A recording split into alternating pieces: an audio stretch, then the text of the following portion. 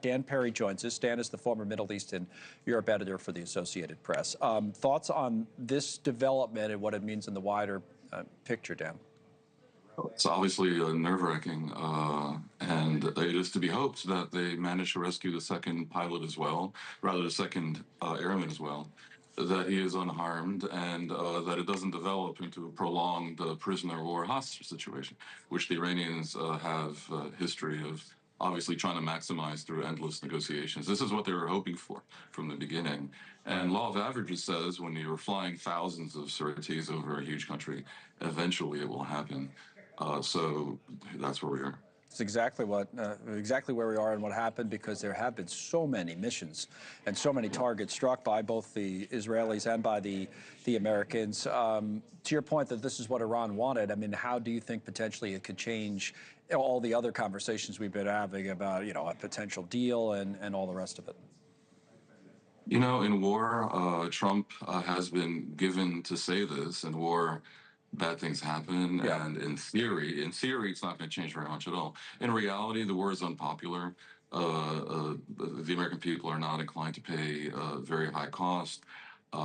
Going forward, I think most people would like it to end, and Trump undoubtedly feels pressure in general because of the economic picture, but also, of course, the political situation with the midterms coming. So it will increase the pressure on Trump to try to find an exit ramp, which I believe he already is. If you parse his speech from a couple of days ago, you can see that he's setting a timeline for wrapping it up. And so the Iranians, upon hearing a timeline, basically are thinking, we just have to last it out. The Americans will walk away. They can declare victory if they want, but victory is ours by the very fact that we have survived as a regime. So low is their ambition. To that point about the regime, it's interesting you bring that up. I mean, we were talking a moment ago about the Strait of Hormuz, where he's literally been all over the map one day to the next about his goals on that. But on regime change, this is a Washington Post headline, Trump heralds regime change, but Iran's leaders remain as hardliners, is the Washington Post headline there.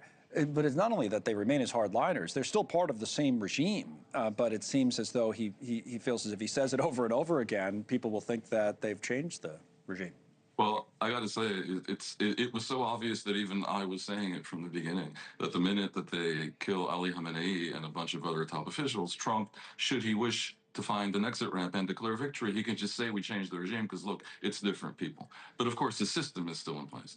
Will the system now be more vulnerable to protests that could be successful? Will they be cowed? Have they been schooled? Will their misbehavior change to such a degree that it becomes in effect a different regime because they're no longer trying to run militias all over the region? That is for the future. But right now, if you ask me, Trump can say what he wishes, but it's not a regime change. But when he says he's going to bomb him back to the Stone Age, as he said the other night, or it actually acts upon hitting what the U.S. military argues is not civilian infrastructure is used for military use, they say, but like this bridge yesterday. How do you think those people who might rise up take that in Iran? There's always the risk that a regime, however horrible, can manipulate its public that normally wishes it gone into some kind of nationalistic frenzy if they can spin things as an attack on the country and the people as opposed to the regime. That will work to an extent, for sure.